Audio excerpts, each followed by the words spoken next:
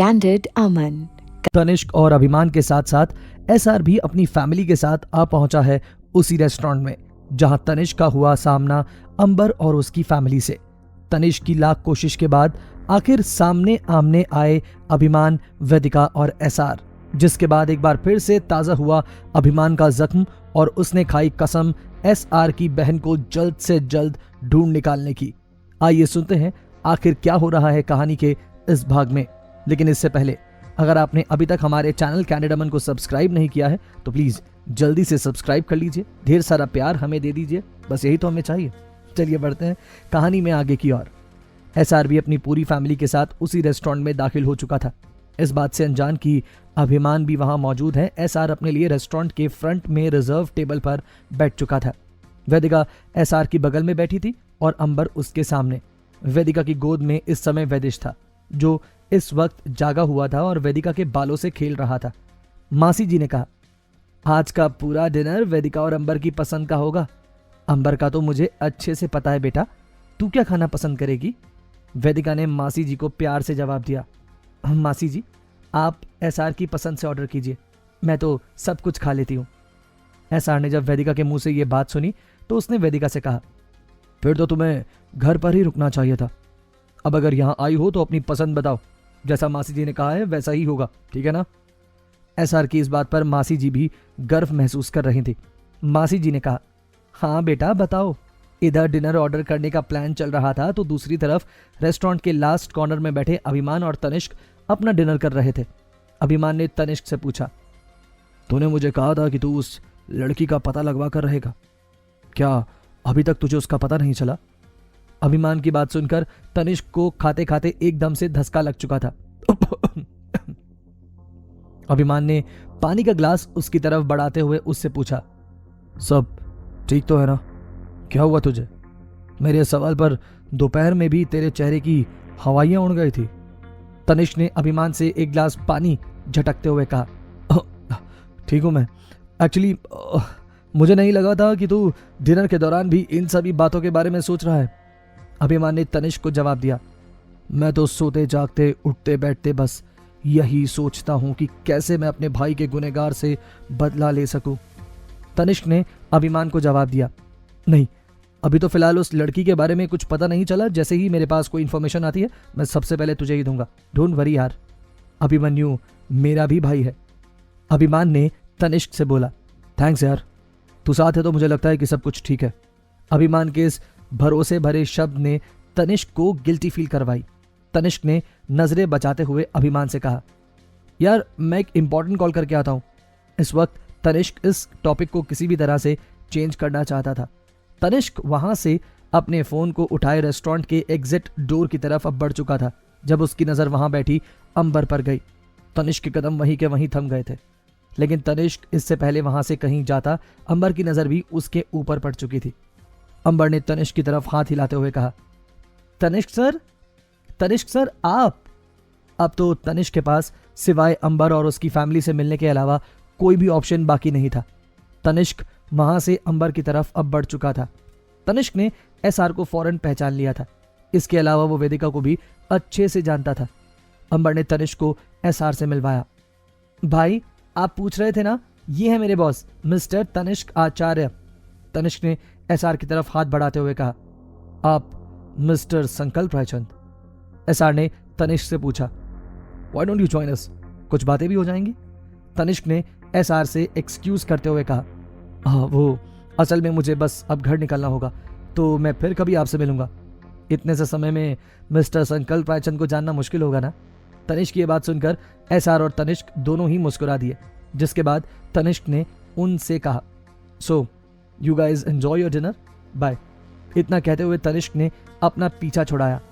तनिष्क अपनी कॉर्नर में डली टेबल पर वापस आया अभिमान को जल्द से जल्द वहां से बैक डोर से ले जाने के लिए, लेकिन अब तक अभिमान ने दोनों के लिए कॉफी ऑर्डर कर दी थी। तनिष्क के आते ही अभिमान ने तनिष्क से कहा, ऐसी कौन सी बात थी जो मेरे सामने नहीं हो सकती थी? हाँ, कोई गर्लफ्रेंड तो नहीं बना ली तूने?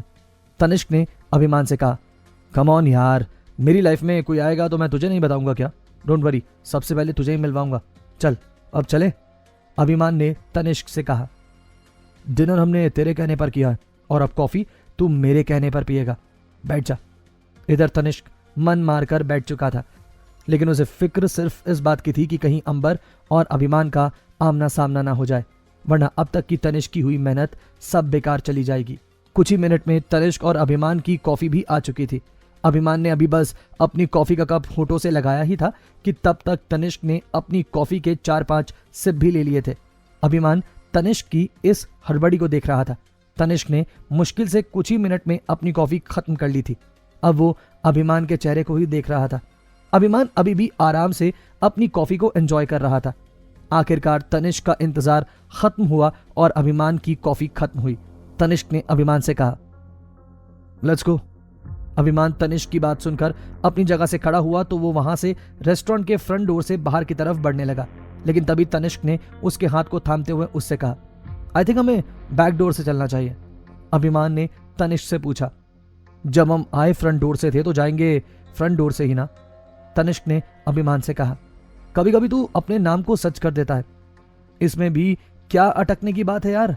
मुझे रेस्टरूम जाना है और जो बैक डोर के बेहद करीब है, चल जल्दी चल अब मेरे साथ। अभिमान हंसते हुए तनिष्क के पीछे पीछे चल रहा था। तनिष्क अब रेस्टरूम में जा चुका था और बाहर खड़ा अभिमान अपने फोन को इस्तेमाल कर रहा था जब बगल वाले रेस्टरूम का डोर खुला और वेदिका बाहर आई। अभिमान की नजरें उस ओर गई तो अपनी पलकें झपकाना वो भूल ही गया। आज इतने दिनों के बाद उसने वेदिका को देखा था, एक डीप ग्रीन कलर का सूट पहने, हाथों में भर भर कर चूड़ियां और मांग में सजा सिंदूर अभिमान की नजरों को उसकी ओर खींच रहा था। अभिमान के होंठ सिल चुके थे और वेदिका भी ठिठक कर वहीं रुक चुकी थी। अभिमान के कुछ भी बोलने से पहले वेदिका उसके पास आई और उसने अभिमान से पूछा, अभिमन्यु कैसा है? मैंने उसके बारे में पता करने की बहुत कोशिश की, लेकिन मैं बेबस थी। उसे भी लगता होगा ना कि उसकी दोस्त ने उसका फायदा उठाया और उसकी तरफ पलट कर देखा भी नहीं। प्लीज क्या आप मेरा एक मैसेज उस तक पहुंचा देंगे कि उसकी दोस्त वेदिका मतलबी नहीं है, बस मजबूर है। अभिमान ने गंभीर आवाज में वेदिका से कहा, जरूर, मैं उसे तुम्हारा यह मैसेज दे दूंगा, लेकिन वो कोई जवाब नहीं दे पाएगा और मुझे यह भी नहीं पता कि वो इसे सुन भी पाएगा या नहीं। वेदिका ने हैरान होते हुए अभिमान से पूछा, क्या मतलब है इस बात का? वो ठीक तो है ना?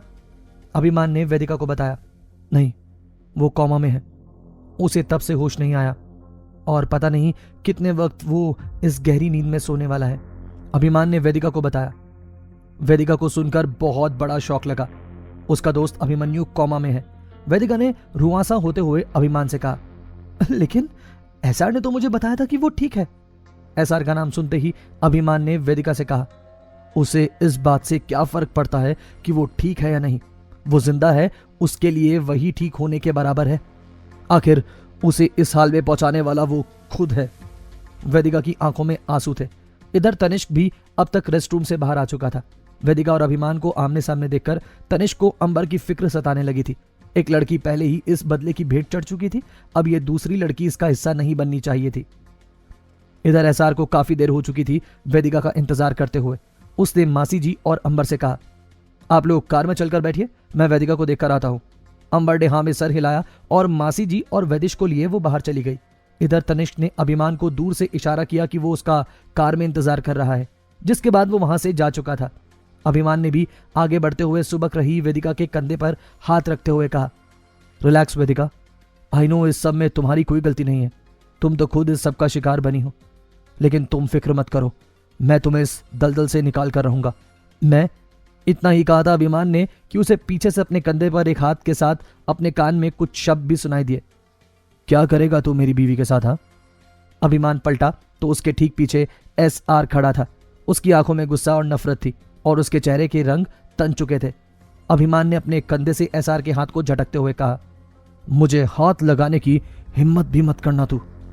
एसआर ने अपने दोनों हाथ बांधकर अभिमान के सामने खड़े होते हुए उसे ललकारते हुए कहा, क्यों, क्या कर लेगा तू? अभिमान ने भी एसआर को गुस्से में जवाब दिया, तेरे लेवल पर गिर नहीं सकता मैं, लेकिन अपने तरीके से तुझे ऐसी चोट पहुंचाऊंगा कि तू उस चोट से जिंदगी भर उभर नहीं पाएगा।